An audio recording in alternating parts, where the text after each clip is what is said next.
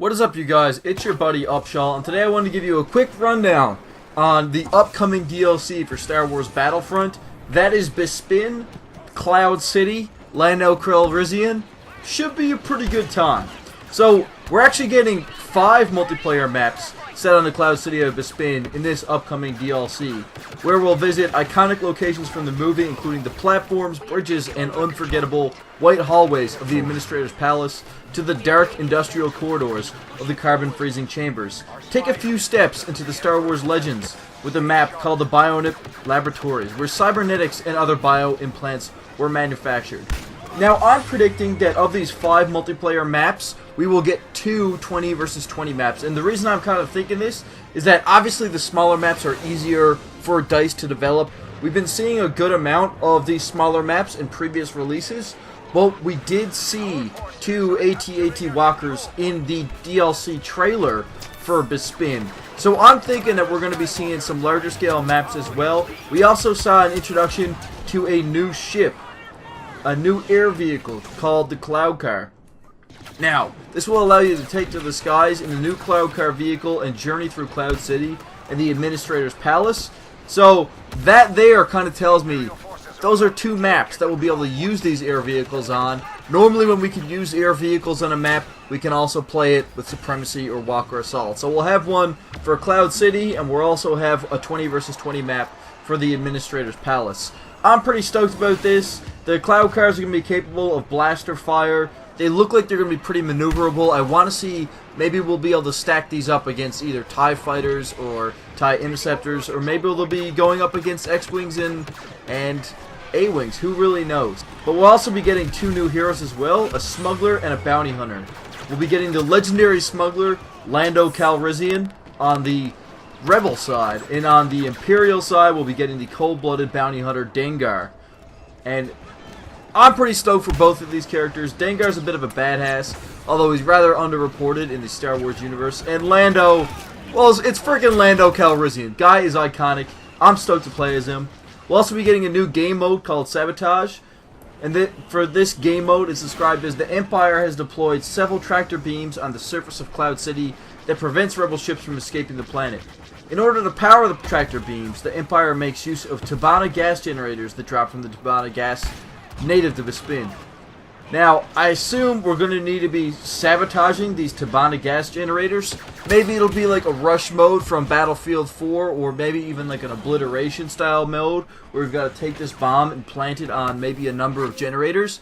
I don't really know. I'm just kind of guessing now, but I am pretty stoked to see how this game mode turns out, and I'm really excited to see it and play it on the 21st when we get it arriving for DLC Premium.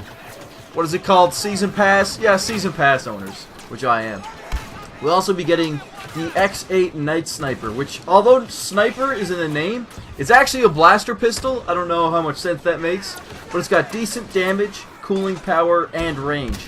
It stands out due to its enhanced scope with heat vision, which is capable of revealing humanoids in most weather and times of day. So that's kind of cool. DICE will be adding variation not only in kind of range and fire rate for our blasters, but now we'll also be getting kind of a unique optic where we'll be able to see in heat vision. Now, personally, I never really found that the heat scopes in Battlefield really did anything for me. I kind of just always would opt for just a regular, either a red dot sight or maybe an ACOG. I just always found there was too much clutter on the heat vision scopes, but maybe it'll be different for Battlefront. We'll have to see.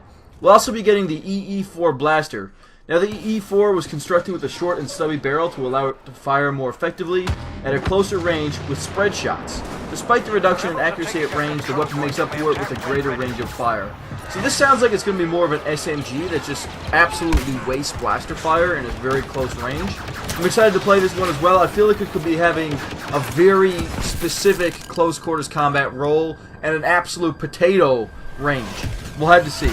We'll also be getting 3 new cards, the Scout Binoculars, which are powerful binoculars capable of revealing enemy units to the entire team. If you guys recall the trailer, the person whipped out these binoculars, scanned the enemies, and they all came up red as if they were proximity scanned. And that, I don't know how long that effect will last, but it'll all be revealed on June 21st. We'll also be getting the shock grenade, which delivers a non-lethal electrical discharge, which leaves anyone caught in the field incapable of moving.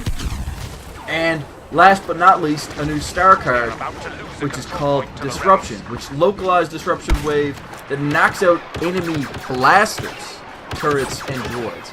Now, I would love a card that would take out those pesky turrets and droids. I say this all the time, but I think turrets and droids are way overpowered. They have the quickest time to kill.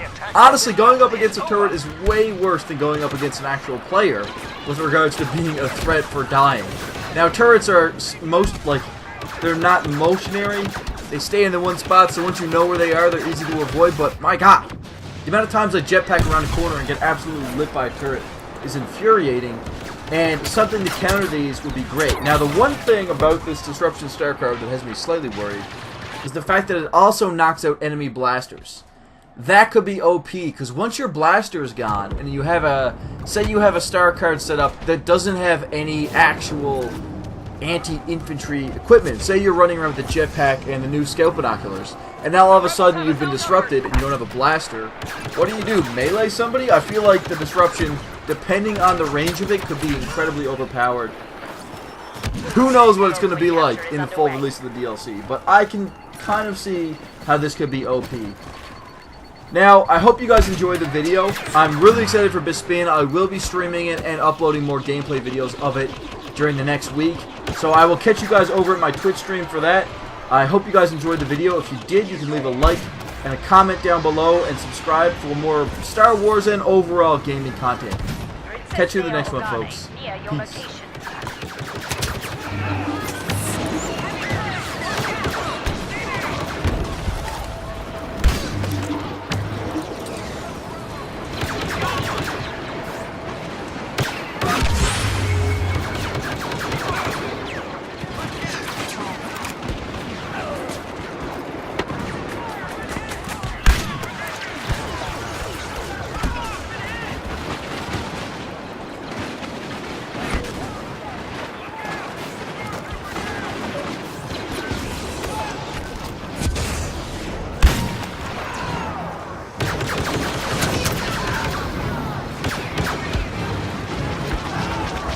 We are capturing a control point.